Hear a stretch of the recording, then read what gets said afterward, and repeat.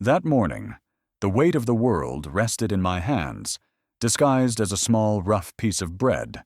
Its crust was cracked, its center dry, but to me it was treasure, the only shield between my family and another night of hunger. My mother's weary face haunted me. My father's bent back flashed before my eyes, and I told myself this bread belonged to them. Yet as I stepped toward the village well, I saw him, a stranger slumped in the dust, his body broken, but his eyes burned with a dignity I had never seen in rags. In that moment, my grip on the bread faltered, and my heart trembled with a choice that would change everything. The sun was barely awake, casting a pale gold over the clay huts of our village. Smoke still lingered from cooking fires that had burned out in the night, their embers no longer strong enough to fight the chill in the air. My stomach twisted with a sharp ache, reminding me of the thin porridge we had eaten before bed, more water than grain, a poor attempt to trick our bellies into silence. In my hand, I carried our last piece of bread. It wasn't much, just a hardened loaf left over from yesterday, but it felt heavier than iron. Every step I took, the bread seemed to drag me down, as if reminding me of the mouths waiting at home. My mother, my father, my younger brother. How could I waste it? My thoughts drowned in the silence of the morning, until my eyes caught sight of a figure near the well. At first I thought it was a pile of rags abandoned in the dust, but then it moved. He was there. A man, thin as a shadow, hunched against the stone wall of the well. His clothes were torn so badly they were more holes than fabric, his feet bare and cracked. His hands trembled against his knees, and his lips were parched. But it was not his body that froze me. It was his eyes. When they lifted to meet mine, I expected the hollow, desperate look of the hungry, the kind I had seen countless times in the market streets. Instead, what I found was something entirely different. His eyes were steady, sharp, almost piercing. They carried no begging, no pleading. They carried a weight I couldn't name. My chest tightened. "Keep walking," I told myself. "You don't have enough to share. You barely have enough to live." But my feet slowed. There was something about him, something that refused to let me pass. My mother had always told me that kindness was never wasted, even if it hurt. But what if kindness meant my brother would go hungry tonight? What if kindness left us weaker than we already were? I clutched the bread tighter, my knuckles white. He did not speak. He only looked at me, and that silence was louder than 1,000 cries for help. I took a shaky breath and stepped closer. The smell of dust and sweat surrounded him, yet beneath it there was an odd stillness, like he belonged neither here nor there. Kneeling slowly, I tore the bread in half. My hands shook as I extended the smaller piece to him. For a moment, he did not move. Then, carefully, his trembling fingers reached out and accepted it. His touch was rough, cold, but gentle, as if he feared the bread might crumble under his hold. He brought it to his lips, but instead of devouring it like the starved do, he paused. His eyes rose again to meet mine, and in a voice hoarse from silence, he whispered, "You don't know what you've given me." The words pierced through me, deeper than hunger ever had. It was the way he said it, not as gratitude, not as weakness, but as though I had given him something far greater than food, something sacred, something beyond what my eyes could see. I pulled back, unsettled. Who was this man, wrapped in rags yet speaking with such weight? Why did his gaze feel like fire searching my soul? I rose quickly, brushing the dust from my knees, clutching the other half of the bread to my chest, as if it could protect me from the storm his words had stirred. But even as I turned to leave, I felt it. His eyes followed me, burning into my back, carrying a promise I could not yet understand.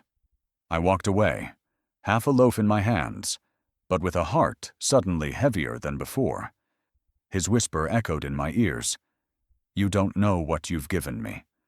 I told myself it was only bread, only a simple act of kindness, But deep inside, a fear crept in, a fear that what I had given was far more than food. I thought I had fed a beggar, but without knowing it, I had touched a destiny waiting in the shadows. His thank you was unlike anything I had ever heard. Not weak, not desperate, but commanding.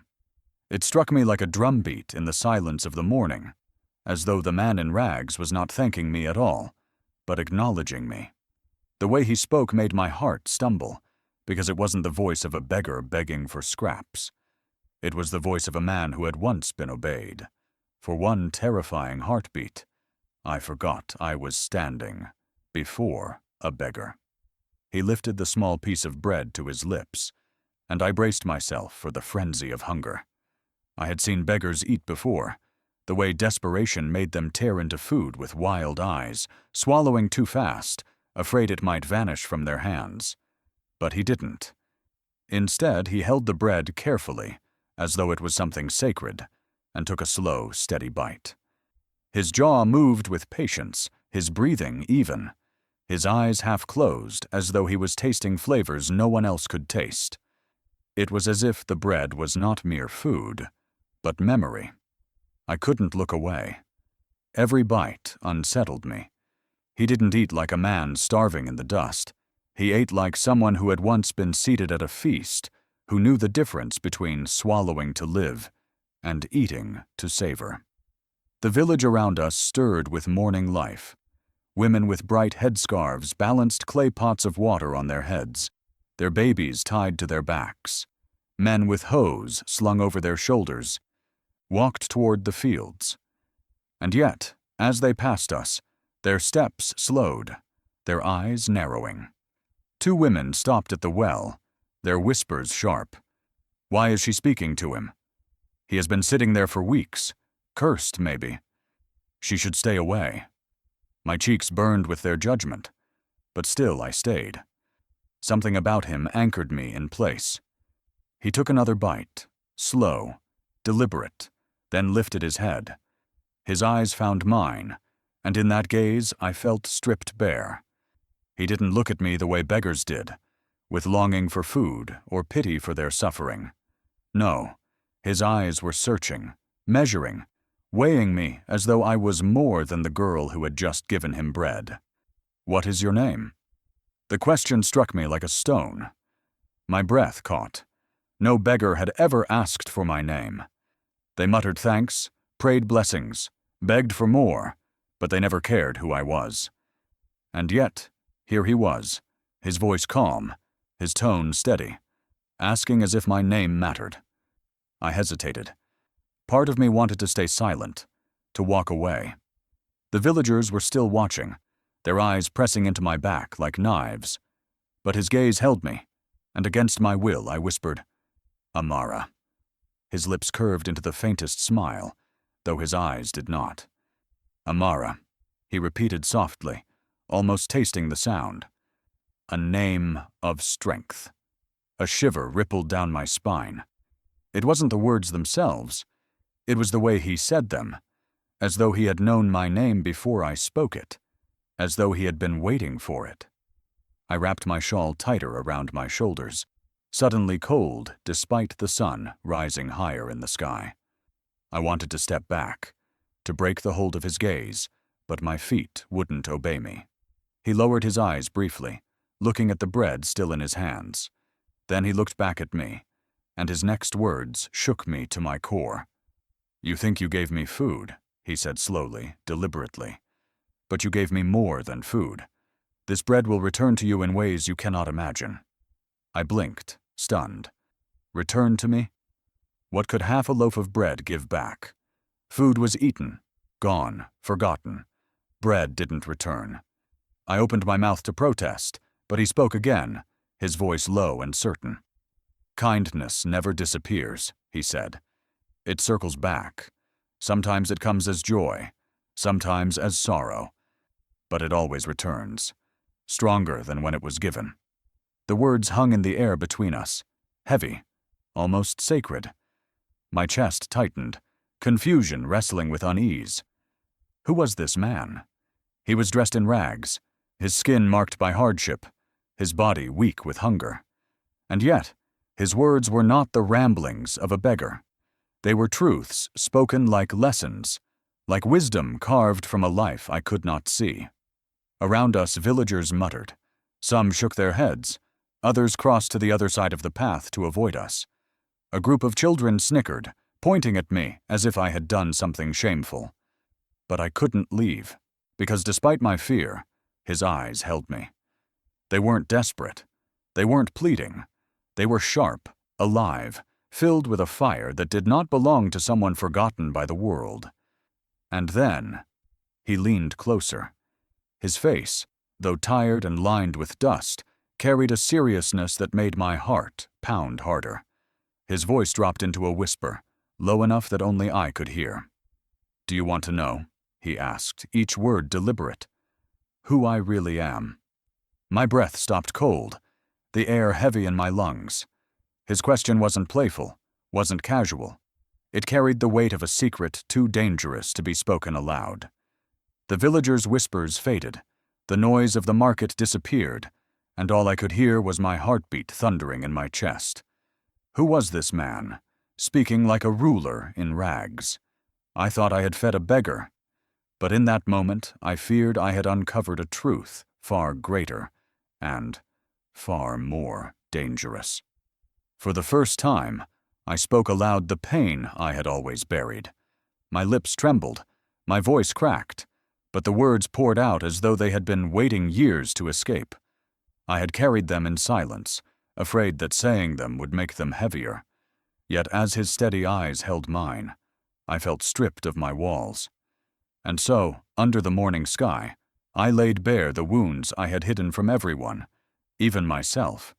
At first I thought I would walk away. His question, "Do you want to know who I really am?" echoed in my mind like a riddle. My instinct was to laugh, to dismiss it, to protect myself with distance. But instead of stepping back, I found myself stepping forward, not with my feet, but with my voice. "My family is drowning," I whispered. The words startled me. I hadn't planned to say them, yet once they slipped out, more followed, unstoppable. "My father wakes before the roosters cry," I continued, my eyes lowering.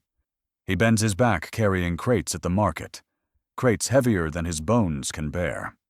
Every day, he comes home slower, his steps dragging in the dust, his face older than his years.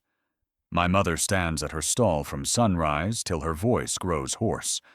She shouts prices no one wants to pay, begging customers with her eyes even when her lips stay strong. Still, the coins she brings home rattle like mockery. They are never enough." My throat tightened. I clutched my shawl closer, as though holding myself together. My little brother. He's too young to understand. He asks for more food when the bowl is empty, and I lie to him. I tell him I already ate. I tell him I'm not hungry. But when he sleeps, I feel the ache in my stomach twisting like knives. "Do you know what it's like?" My voice cracked. "To lie to a child, just to stop his tears." Tears blurred my eyes, but I didn't wipe them. I let them fall, hot and stinging against my cheeks. The beggar said nothing. He only listened, his eyes fixed on me, steady as stone. And it was that silence, not pity, not judgment, only silence, that made me speak more. "I hear my parents at night when they think I'm asleep," I confessed. Their voices low, their words broken. My father asking, "What happens if I cannot carry tomorrow?" My mother whispering prayers between her sobs. I close my eyes and press my hands against my ears, because if I listen too closely, I'll break. And if I break, who will carry them? The memories clawed at me, pulling me backward through time. I was 10 when famine struck. The sky itself betrayed us.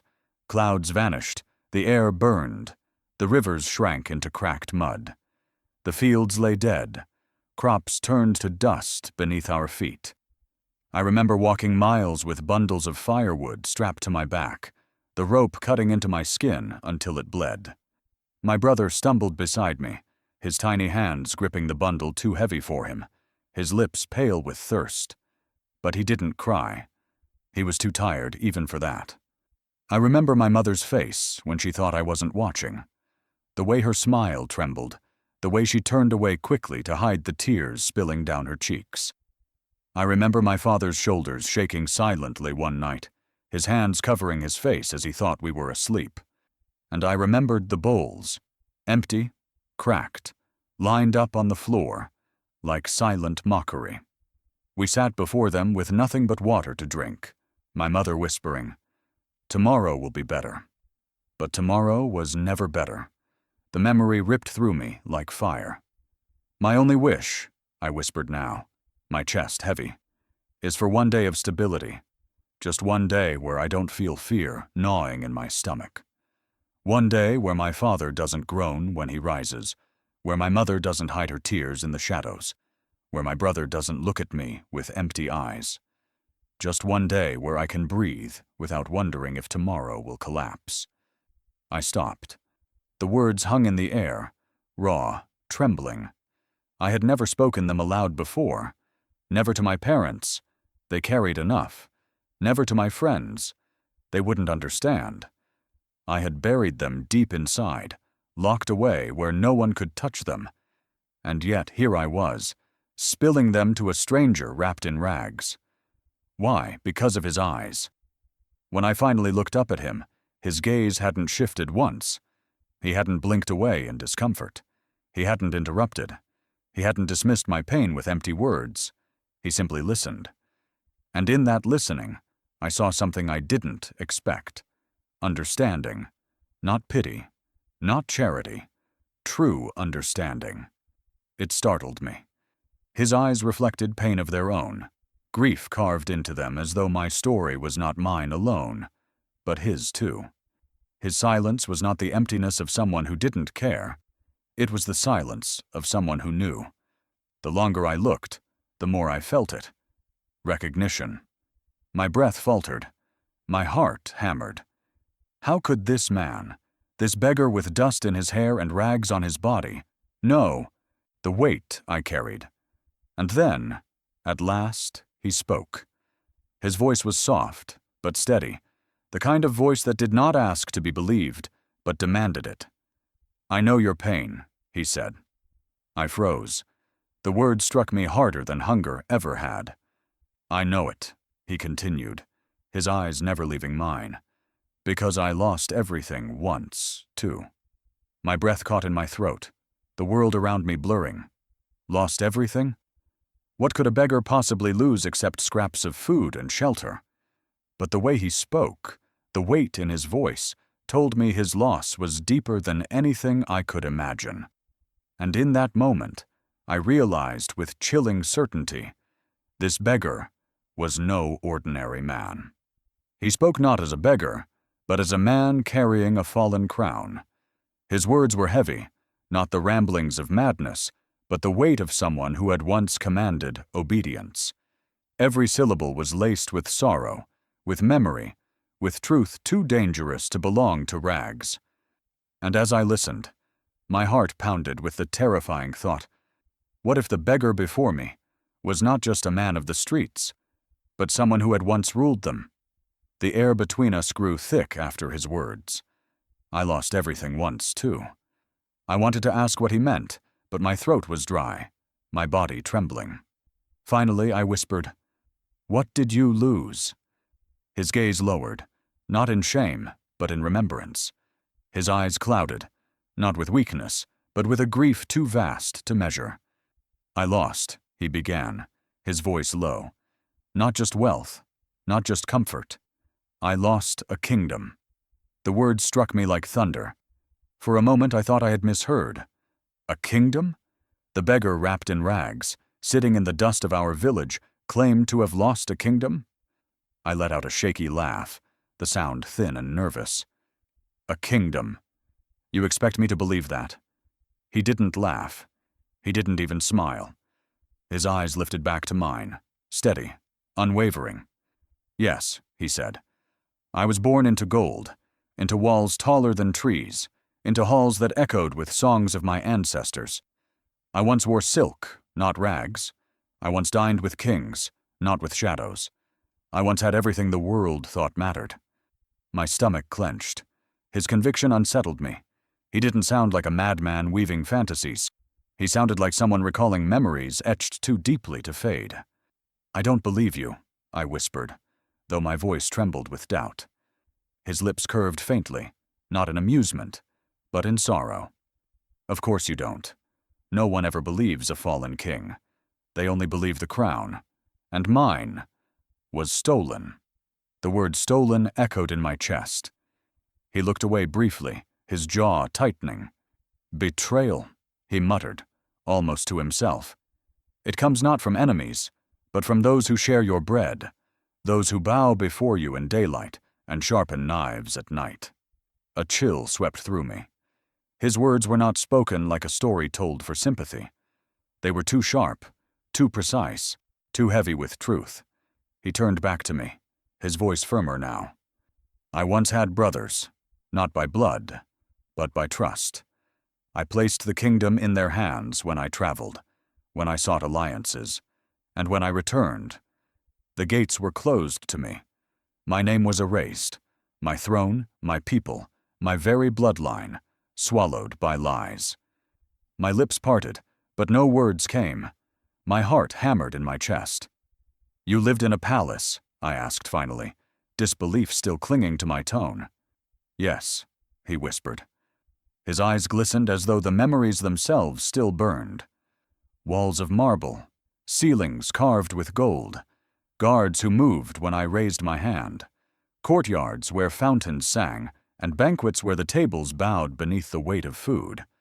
I lived as the world told me I should, as royalty. Yet every night, I was lonelier than I am now. The confession pierced me unexpectedly. "How?" I asked. "How can someone be lonely in a palace?" He gave me a long look, his voice trembling. "Because in gold, every smile is bought, every word is poisoned, every hand that touches yours is reaching for something. In rags, at least I know who truly sees me." Silence stretched between us, heavy and trembling. My mind rebelled against his words. It was absurd, impossible. Yet my heart told me there was truth hidden in his sorrow. "Why are you here then?" I asked, my voice sharper than I intended. "If you are what you claim, why sit in the dust like this?" His gaze darkened. His hand clenched the ragged blanket around his shoulders. "Because exile," he said softly, "is sometimes the only way to survive.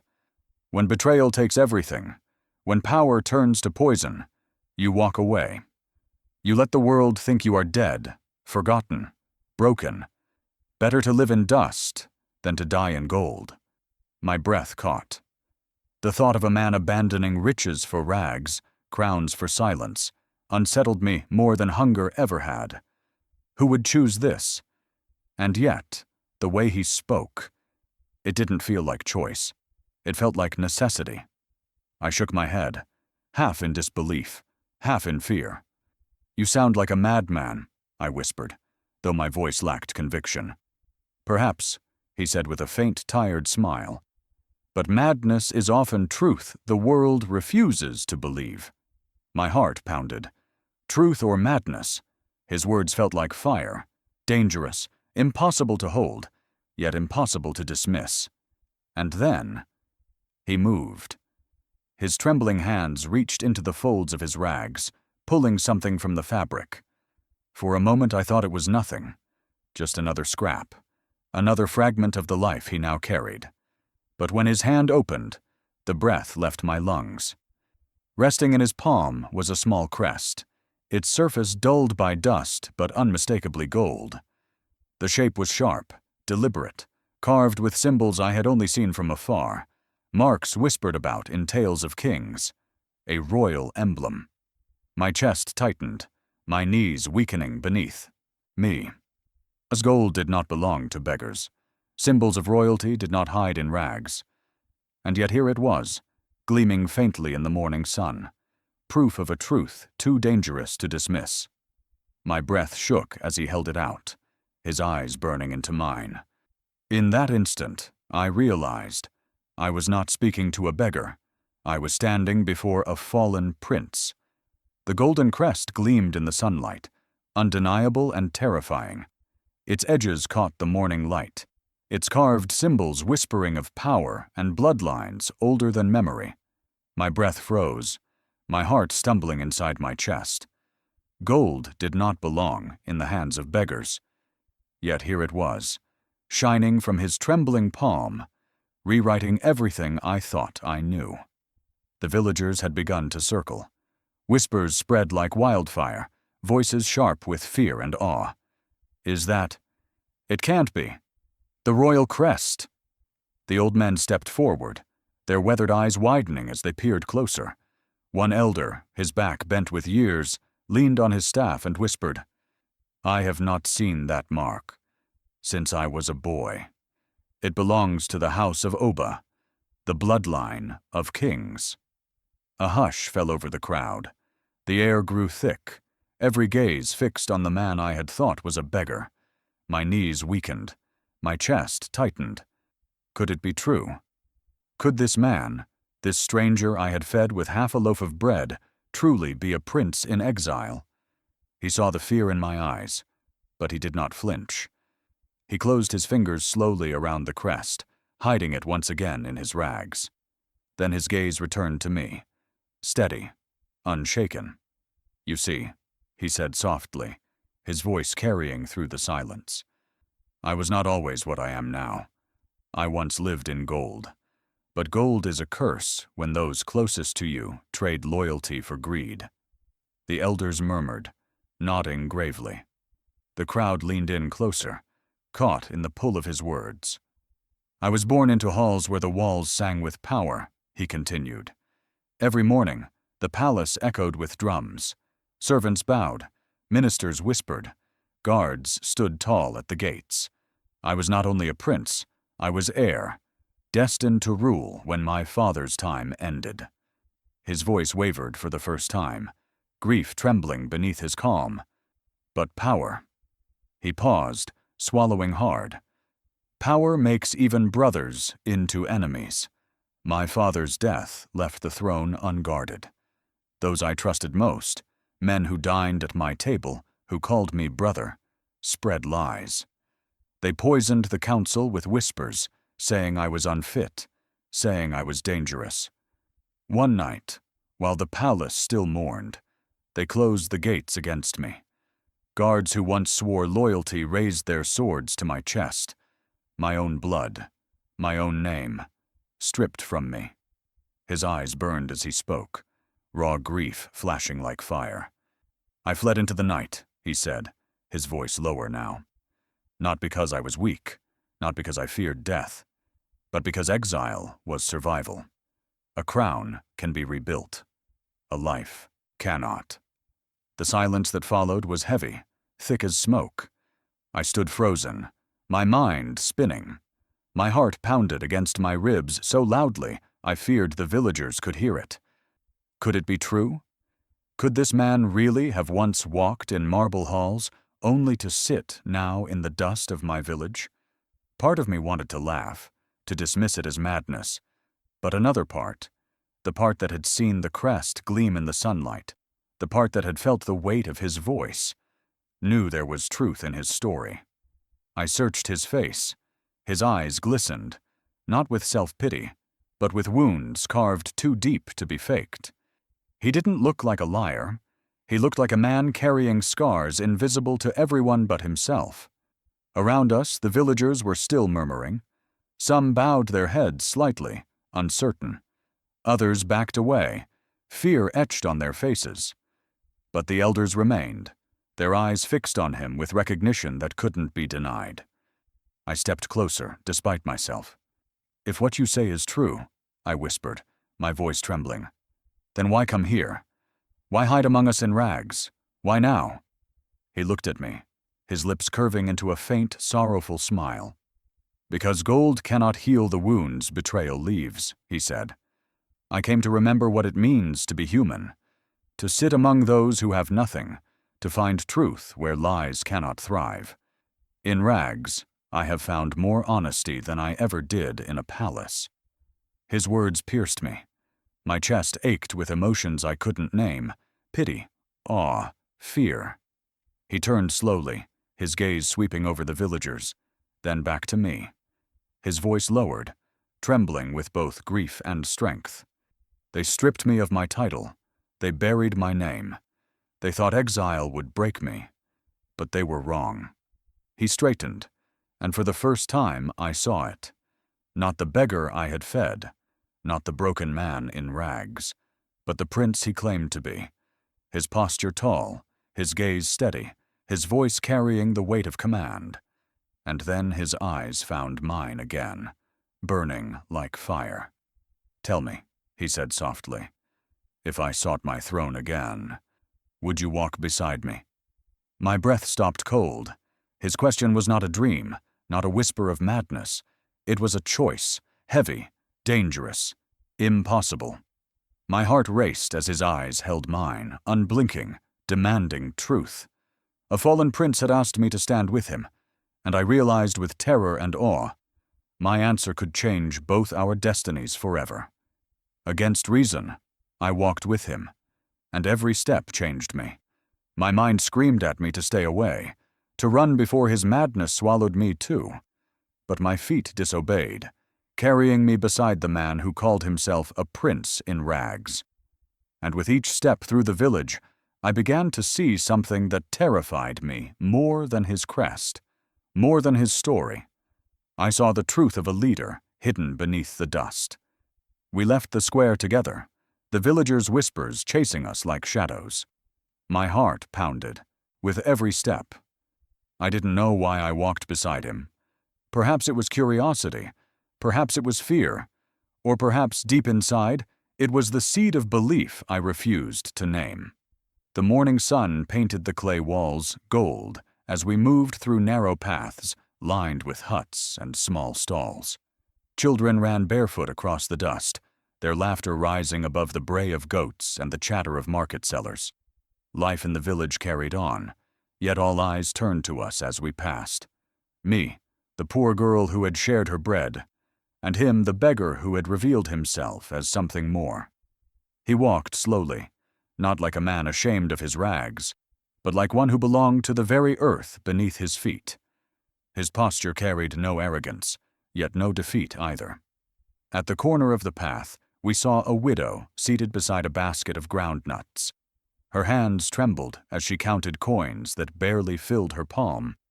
Her eyes were heavy with the weight of debts she could never repay. I had seen her countless times, and each time I turned my gaze away, powerless. But he did not turn away. He knelt before her, his hands gentle as he gathered the scattered coins. "How much do you owe?" he asked softly. The woman looked startled, suspicious even, but finally whispered a sum, a figure that made my stomach twist, for I knew it was far beyond what she could ever hope to earn. Without a word, he reached into his rags and pulled out folded notes. They were clean, crisp, glowing almost unnaturally in his dirt-stained hand. He pressed them into hers. Her lips trembled. "Why? Why would you?" "Because no one should drown alone," he said simply. Her tears fell freely as she clutched his hand, murmuring prayers of blessing. Around us, villagers gasped, their whispers thickening. We walked on. At the next bend, a farmer struggled with a broken hoe. His fields lay parched, his body weary.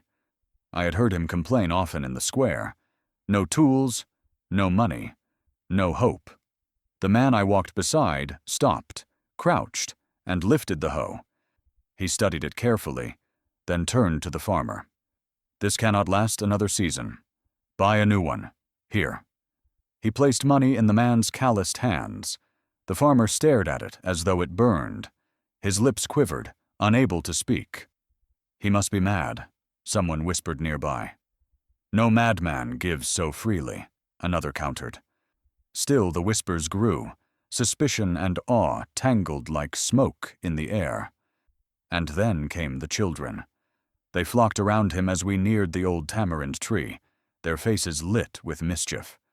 Some tugged at his rags, Others laughed at the dirt smudges on his face. I expected him to grow annoyed, to brush them off, but instead, he crouched down until he was at their level. He smiled, wide and genuine, and began asking them their names, their dreams. One boy shyly admitted he wanted to go to school, but couldn't afford books. "Then you will have books," the man said firmly, his voice carrying the weight of a promise. He pressed a few coins into the boy's hand. The child's face lit up like sunrise, his laughter ringing through the air as he ran off to show his mother. I watched, my chest aching with something I couldn't name. Despite his rags, despite the dust clinging to his skin, he carried himself not as a beggar, but as a true leader. A man who saw the unseen, who lifted burdens without asking for anything in return. And yet, the villagers' whispers grew darker. No man gives without reason. Is this kindness or a trap? Who is he really? Their doubt mirrored my own. Was he genuine, or was he weaving a spell of generosity to blind us all?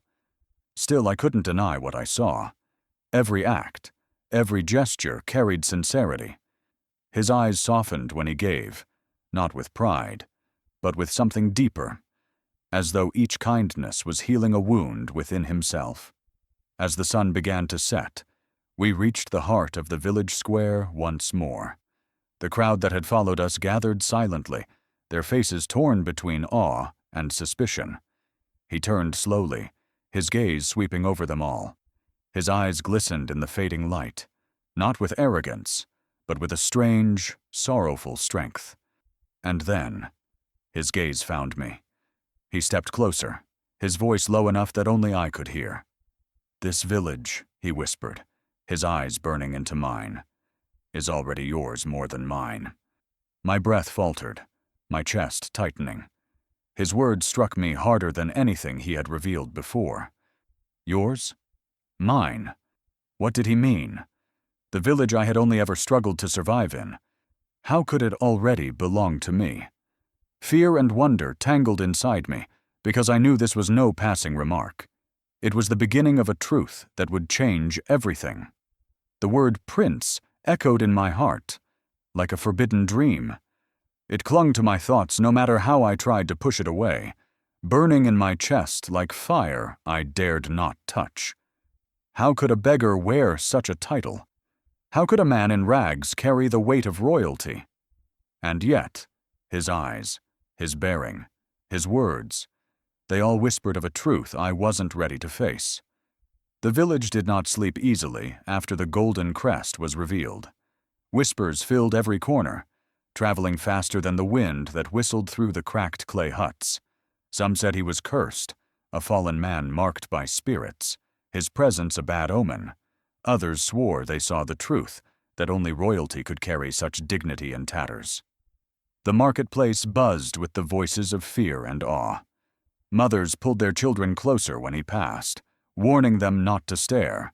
Men spoke behind cupped palms, their eyes sharp, watching his every move. And through it all, I walked beside him, my heart a storm. What if it was true? What if he really was a prince, the lost heir of a kingdom swallowed by betrayal? But another fear gnawed at me, darker than doubt. Power destroys the weak. I had seen men fight over coins at the market, seen families broken by debt, seen greed twist neighbors into enemies. If wealth and power could do that to common men, what would it do to someone born to rule? He must have seen the fear in my eyes because one evening, as the sun bled across the horizon, painting the huts in red and gold, he spoke softly. "You're afraid," he said. I flinched, my lips parting to deny it. But his gaze pinned me still, stripping away the lies I clung to. "Yes," I whispered finally, my throat tight. "Power breaks people. I've seen it. I've lived it. Men with titles, men with wealth, they take until nothing is left. If you are who you say you are, why should I believe you're any different?" For a moment, silence hung heavy. Then he sighed, lowering his head as though my words struck deeper than any blade. "Because I need you," he said simply. The words unsettled me. My heart skipped, confusion mixing with fear. Me?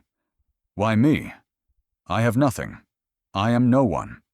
He stepped closer, his voice low but unshakable. You have what no crown, no counsel, no gold can buy. Honesty, courage, the strength to tell me truth when everyone else would bow and lie. You see me as a man, not a title. That is why I need you. His eyes glistened as he spoke, raw and unguarded. When betrayal took my throne, I lost more than power. I lost trust.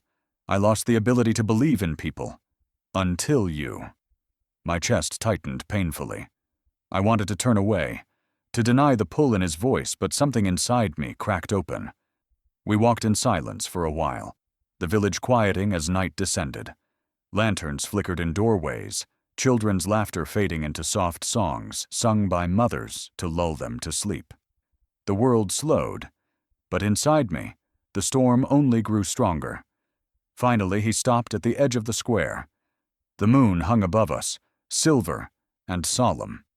He turned to me, his face half-shadowed, but his eyes burning with an intensity that left me breathless. I want to reclaim what was stolen, he said, each word heavy with conviction. Not for gold, not for power, but because my people still live in fear, ruled by liars who betrayed them. I want to take back my crown, but I cannot do it alone. His words pierced me. My hands trembled at my sides. This was madness. A beggar prince asking me, a girl with nothing, to stand beside him as he sought a throne. You don't understand, I whispered. I can barely carry my family's burdens. I am no queen. I am no warrior. How can I help you? You already have, he said softly. You gave me bread when no one else would. You gave me honesty when I had drowned in lies. You gave me the courage to believe again. That is more than any army could offer me. I swallowed hard, my throat burning.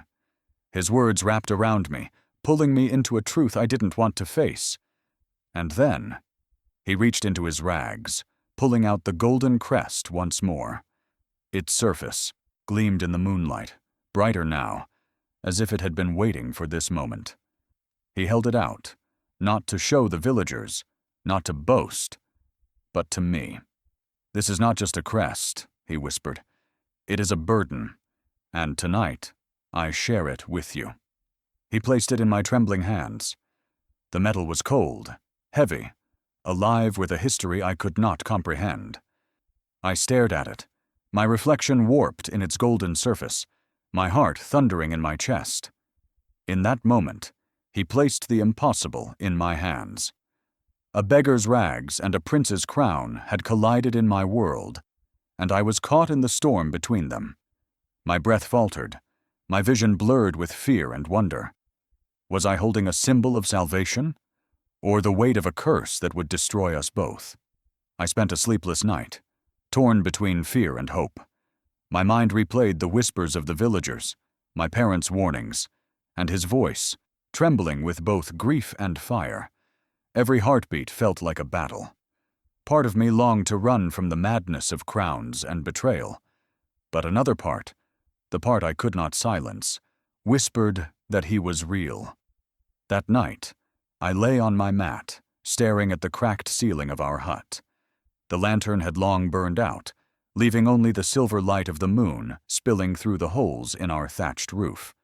My parents' breathing filled the silence, heavy, restless, burdened with years of struggle. But sleep would not come to me.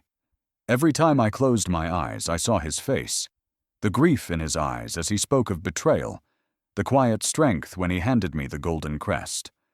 I heard his voice again and again. This is not just a crest, it is a burden, and tonight, I share it with you. The weight of that moment still pressed against my chest, and yet, my parents' warnings clawed at me too. Earlier, when I returned home, my mother had seen the tremor in my hands. She asked no questions, but her silence was sharper than words. Finally, my father spoke, his voice low but firm. Never trust men of power, he said. They smile while they sharpen their knives. They promise hope, but feed on our hunger. Kings, chiefs, merchants. They are all the same. I wanted to argue, to say he was different, but the words died in my throat. Because how could I explain what I had seen? How could I tell them the beggar I had fed might be a prince, without sounding like I had lost my senses? So I stayed quiet, clutching the secret in my heart, like fire. Hours passed. The village grew silent, the night sounds filling the air, crickets chirping, goats shifting in their pens, the distant howl of a dog. But inside me, there was no peace. I remembered the way he spoke to the widow, the farmer, the children, not with pity, not with arrogance, but with respect. I remembered his voice breaking when he confessed how he had lost everything, and I remembered the way he looked at me, not as a servant, not as a stranger, but as someone who mattered. Could all that have been lies? No. My heart whispered no, but my fear fought back, reminding me of stories whispered in the market, of villages swallowed by men with money, of promises broken, of lives destroyed in the name of progress. Which voice should I believe? The fear that warned me, or the hope that pulled me toward him? By dawn, I was exhausted, my eyes burning, but my heart still racing. The first rays of sunlight crept across the floor of our hut, painting the earth in pale gold. My parents stirred, their faces lined with weariness. I rose quietly, careful not to wake them fully, and stepped outside. The morning air was cool, the sky streaked with colors of fire and ash, and there he was. He stood near the well, his back straight, his eyes lifted to the horizon. The golden crest was hidden once more, his rags clinging to his body. To anyone else he was still a beggar, but to me, after last night, he was something far more dangerous, and far more real. My feet moved before my mind could stop them. I walked to him, my breath shallow, my palms damp with nerves. He turned when he heard me, his eyes softening instantly, but he said nothing. He only waited, as though he already knew why I had come. For a moment, words refused to leave my lips. My throat closed, my heart thundered. All the warnings, all the fears, all the doubts pressed against me. But then I saw it, the faint glimmer of hope in his eyes, not arrogance, not entitlement. Hope, and the words spilled out of me. Yes, I whispered, my voice breaking. I will believe you. The silence that followed felt holy, like the air itself was holding its breath. His face trembled, his lips parting as though he couldn't believe what he had heard. His hands shook slightly, his eyes glistening. Then, slowly, his composure broke. Tears slipped down his cheeks, not the tears of sorrow I had seen in the marketplace, not the tears of a man drowning in grief. These were different. They carried relief. They carried promise. He stepped closer, his voice trembling. You don't know what you've done for me. You've given me back something no crown, no gold, no empire ever could. Faith. My chest tightened, my own eyes burning. I didn't speak. I couldn't, because in that moment I knew. This was no longer just his journey. Somehow it had become mine, too. And as his tears fell, not of sorrow, but of promise, I realized I had crossed a line I could never return from. I had chosen faith over fear, hope over doubt. My simple yes had bound me to him, to his burden, to his crown in shadows. And though I didn't yet understand it, that choice would change not only my life, but the destiny of us all. The square was overflowing, every face lit with equal parts hope and suspicion. Whispers chased the wind, hearts thudded like drums, and all eyes turned toward him. He had asked for trust, but in a village where promises had turned to dust, too many times only proof could break the chains of doubt. That morning I realized, his next words could build our future, or bury it. The sun rose high and golden, spilling light over the heart of our village square. From every hut, every path, every corner, people streamed in. Mothers carried their children on their backs, fathers leaned on hoes and canes, and elders took their seats at the front, their faces carved with years of weariness. I stood among them, my chest a storm of nerves. Yesterday I had chosen faith. Today I would see if my faith had been foolish. He appeared quietly, wearing the same plain clothes, his hair still tangled from nights of dust. Yet something about his walk was different. His steps were steady, his shoulders firm, his gaze unflinching. He did not walk like a beggar. He walked like a man who had carried kingdoms. The murmurs rippled through the crowd. Is he really a prince? Or just another liar? What proof does he have? He climbed the worn stone steps at the edge of the square. The noise dimmed until only the cry of a distant hawk cut through the silence. I came to you first as a stranger, he began, his voice low but steady. I walked your paths. I sat in your dust. I listened to your stories. And last night, one of you gave me something priceless, her faith. My heart leapt into my throat. Eyes turned toward me. Whispers sharpened like knives. Heat burned my cheeks, but I did not look away. He raised his hand, silencing them again. But words are not enough. Promises are not enough. Today, I bring proof. Gasps swept through the crowd. Even the elders leaned forward, their skeptical eyes narrowing with curiosity. He motioned toward the edge of the square. And then I saw them. Men in clean suits, strangers to our village, stepped forward carrying leather briefcases. My stomach clenched. Villagers muttered nervously. For too long, men in suits had meant contracts, debts, and chains disguised as gifts. But when the briefcases opened, the papers inside were not contracts of ownership. They were deeds, funds, plans, all marked with seals that bore weight even the elders recognized. He lifted one paper high, his voice clear and strong. This fund will provide for 3 things, he declared. Schools, so your children will never be chained by ignorance. Hospitals, so no mother will bury her child for lack of medicine. And loans, free of interest, free of punishment, so no man or woman will drown in debt again. For a heartbeat, silence smothered the square. Then, like a dam breaking, cheers erupted. Mothers lifted their hands to the sky, shouting prayers. Children clapped and danced in the dust. Men embraced, tears streaming down their faces. I turned to see my parents at the front. My father, who had carried crates on his bent back for years, wept openly. My mother, who had shouted herself hoarse in the market, covered her face with her hands, her shoulders shaking with sobs of relief. But not all faces were filled with joy. I saw them. The elders exchanging sharp looks, arms folded, lips pressed into thin lines. I heard the murmurs of doubt threading through the cheers. No man gives without reason. What if it's a trick?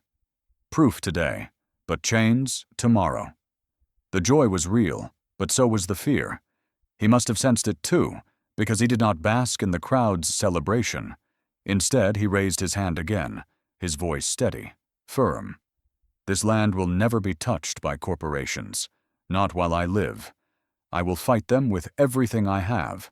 This soil, these homes, this market, it belongs to you.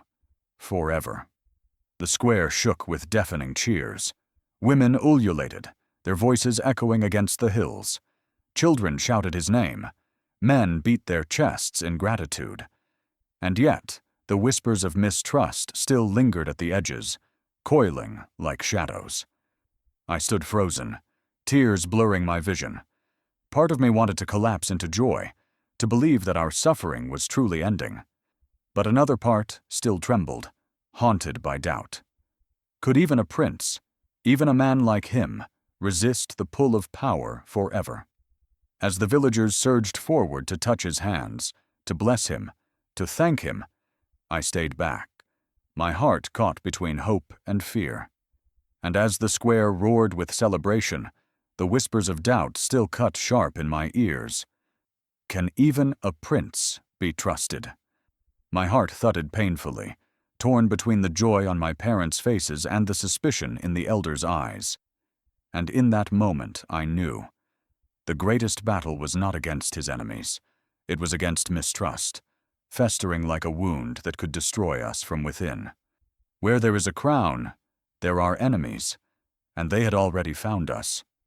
The celebration of yesterday had barely faded when shadows crept into our village, bringing with them the scent of fear. Laughter turned to whispers, trust turned to suspicion, and in every corner, eyes darted toward the gates. It was then I realized, joy may unite us, but danger reveals who we truly are. The morning after his great promise, the square still echoed with fragments of joy. Children hummed songs they had made up about the beggar prince. Mothers still spoke of schools and hospitals. My parents carried new hope in their eyes, fragile but bright. But beneath it all, a current of fear was growing. It began with rumors. Strangers had been seen near the river, cloaked men who asked too many questions. Travelers whispered of bounty hunters roaming the roads, searching for a man who carried a crest of gold. And as word spread, the villagers' voices grew sharp, tense, restless. Who are they? Why now? What if they're here for him? By evening, the tension had thickened like smoke. Children were pulled indoors earlier, goats tied closer to the huts. The square, once filled with laughter, felt heavy with silence. And then, they came. I was fetching water from the well when I saw them first. 4 men cloaked in dark cloth, their faces shadowed, their boots too polished for simple travelers. They did not move like villagers. They moved like predators, slow and sure, scanning every face, every hut, every corner. My heart lurched into my throat. I set the bucket down quickly and hurried back to the square, where I found him already waiting. The villagers had gathered, eyes wide, whispers trembling through the air. They're here for him. They've found him. We should send him away before they bring ruin to us all. Fear surged through the crowd like a wave. Mothers clutched their children tighter. Men whispered about hiding the women. The elders exchanged grim looks, their silence louder than any scream. I turned to him, my chest burning. Do you hear them? They're afraid. What if they hand you over? But he stood calm, his face unshaken, his eyes steady as stone. Fear is natural, he said softly. But fear is also a test. This crown is not in gold, not in thrones, not in armies. It is in the heart, and hearts must choose whether to bow or to rise. His words rang through me, steadying my breath, even as fear coiled tighter in my chest.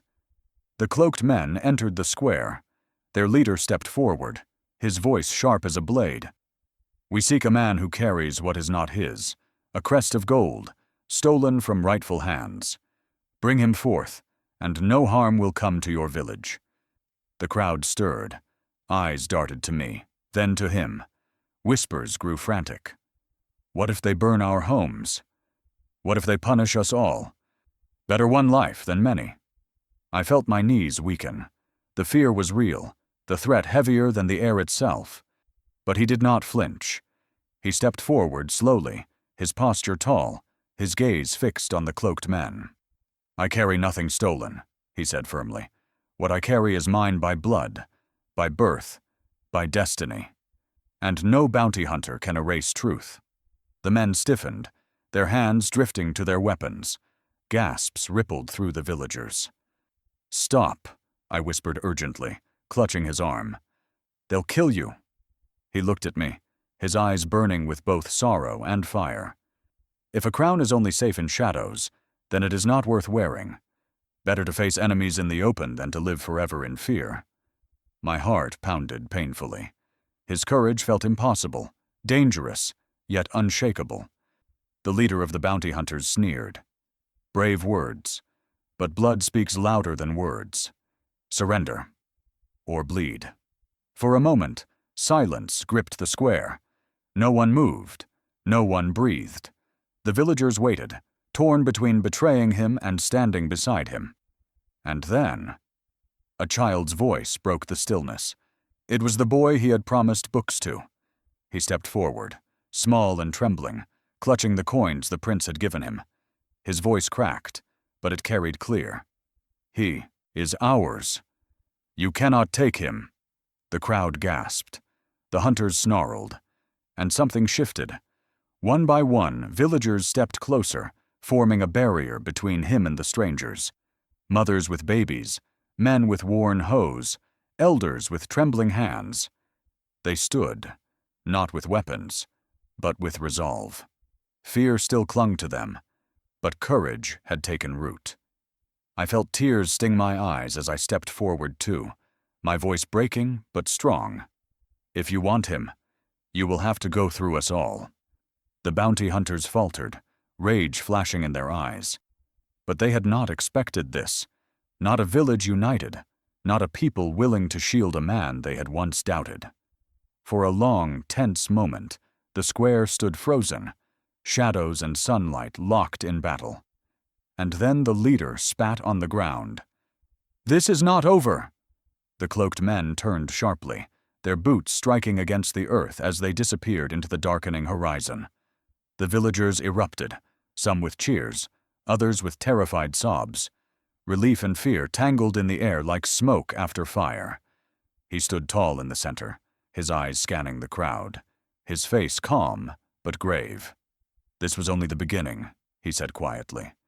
"Enemies do not rest when crowns are at stake.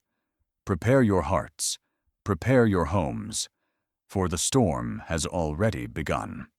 My breath caught as his words sank deep. The bounty hunters had left, but their shadow remained, heavy and unshakable. Fear still gnawed at the villagers and at me. And in that moment, I understood. The fight was no longer about bread or rags, or even a crest of gold. War for the throne had begun. The closer he came to his crown, the closer he came to my heart. I had walked with him through fear, through doubt, through shadows that threatened to crush us both. But nothing terrified me more than the way his eyes lingered on mine. Power and danger were battles I could see. But this battle of the heart, was one I never expected to fight. The night after the bounty hunters left, the village was restless. Some celebrated our unity. Others trembled with fear of their return. But I sat alone under the old tamarind tree, my thoughts tangled. He found me there. His steps were soft, his presence quiet, but his eyes carried the same weight they always did, as if every word he spoke was carved from fire. For a while we sat in silence. The air was thick with the scent of wood smoke, the stars scattered like spilled jewels across the sky. Then, at last, he spoke. "I owe you more than my life," he said. His voice was low, almost breaking. "If not for you, I would still be hiding in shadows, waiting for death to find me. But your courage, your faith, has revived my soul." I turned to him, startled. His face, half lit by the moon, was open in a way I had never seen before. Vulnerable. Human. "You give me too much credit," I whispered. "I'm no one. Just a poor girl who shared bread. I'm not worthy of your words, let alone your trust." But he shook his head fiercely, his eyes burning into mine. "No," he said. "You are more than you see. Do you know what you did? When the world turned its back, you stepped forward. When fear chained everyone else, you broke free. You saw me. Not a beggar, not a prince, but a man. Do you know how rare that is?" His words pierced me. My throat tightened. My chest ached. I looked away, unable to hold his gaze. "I don't know how to be anything more than what I am," I admitted softly. "A daughter of debt, a girl with nothing. How could I ever belong in your world? A queen? Impossible." The silence stretched between us, heavy and raw. Then his hand reached for mine, warm, steady, unshakable. "You are already my queen," he whispered. My breath caught. The world tilted. My heart thudded so hard I feared it would shatter. The days that followed were different. His words haunted me, echoed in every corner of my mind. When I walked through the village, I felt the stares of others sharper than ever. Some eyes held respect, others suspicion, and a few, envy. Whispers trailed behind me. Is she the one? A queen from dust? She will ruin him. Every word cut me, deep and merciless. At night I wrestled with doubts. Could a poor girl truly walk beside a prince? Could I carry the weight of both his love and his crown? But each time the fear rose too high, I remembered the way he had looked at me, not as a savior, not as a subject, but as an equal. One evening, as we sat by the river where the fireflies danced above the water, I finally asked the question burning in my chest. "Why me?" I whispered. "You could have any woman, a princess, a noble, someone born into the world you lost. Why choose me?" He looked at me then, and in his eyes I saw both pain and devotion. "Because they would love the crown," he said softly. "But you loved the man before the crown returned. You gave bread to a beggar, not gifts to a king. That is why. That is love." His words wrapped around me like fire and ice. Tears stung my eyes. I wanted to believe him, but the weight of what he was asking still crushed me. The villagers were divided. Some began to treat me with reverence, as though I were already royalty. Others turned colder, their suspicion sharper, as though my presence endangered them all. I felt the pressure building, from outside, from within, from the crown that was slowly moving out of shadows and into light. And yet, through it all, his presence steadied me. His hand brushing mine, his smile in quiet moments, his gaze that never wavered. They tethered me when the storm threatened to sweep me away. But one night, as the drums echoed faintly from the hills, signals from villages beyond, he came to me again. His face was grave, his eyes heavy with unspoken truths. "The time is coming," he said. "Soon, the throne will not just be a memory. And when that day arrives, I will not walk it alone. I need you with me, not as a companion, not as a shadow, but as my queen." My heart thundered. My lips trembled. The weight of his words pressed against me until I could barely breathe. I faltered, the words breaking in my throat.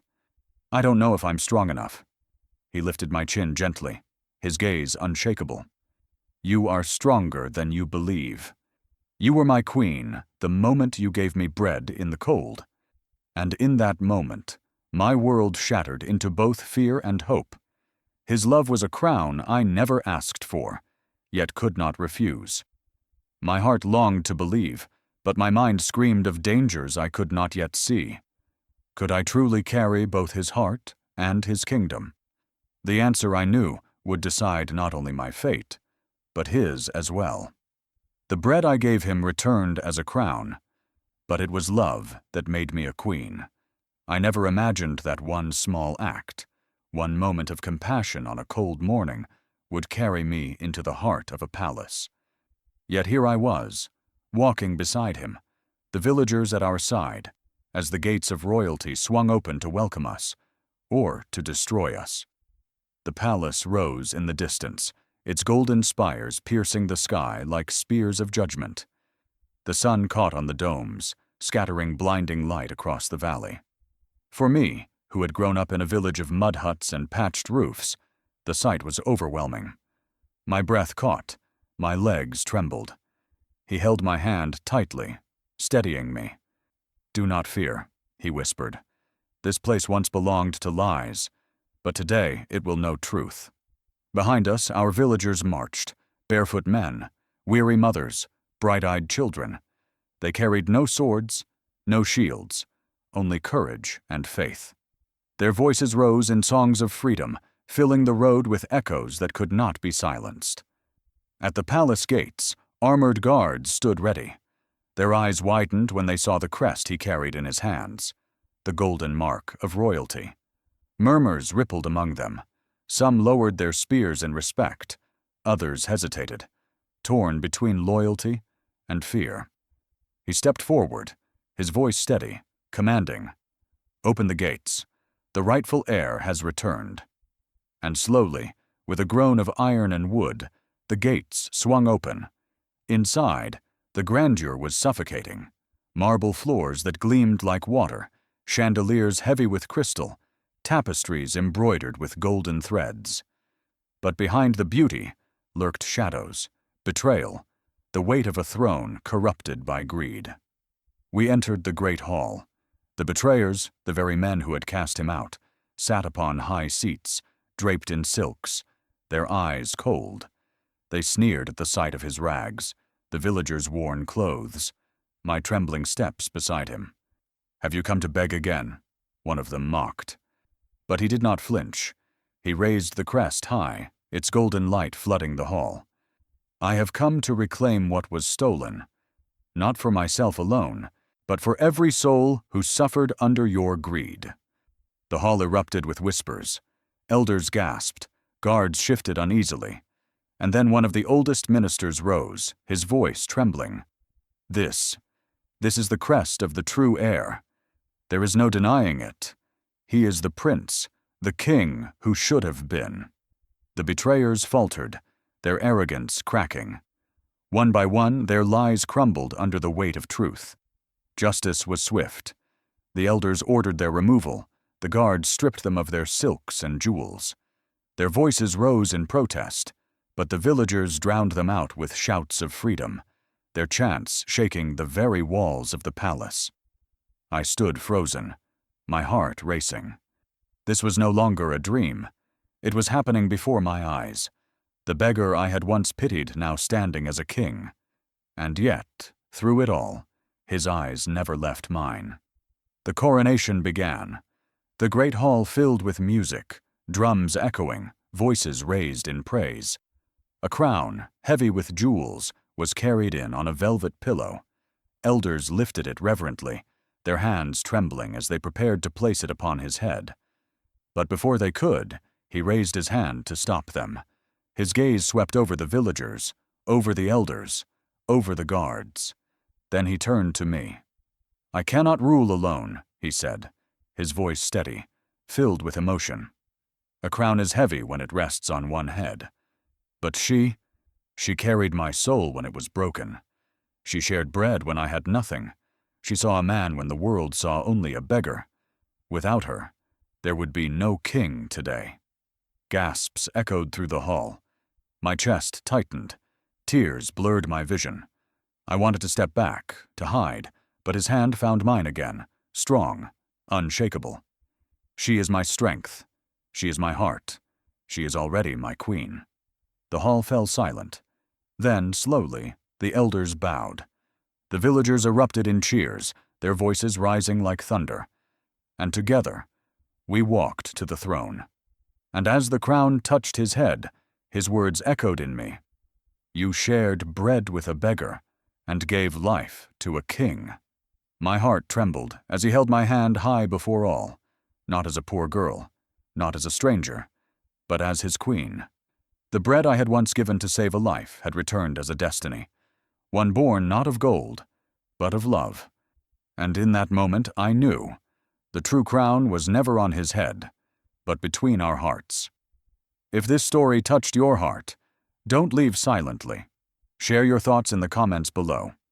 Hit the like button if you believe kindness can change destinies, and share this video with someone who needs hope today.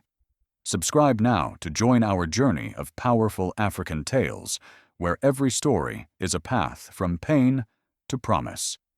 Your voice keeps these stories alive. So, let it be heard.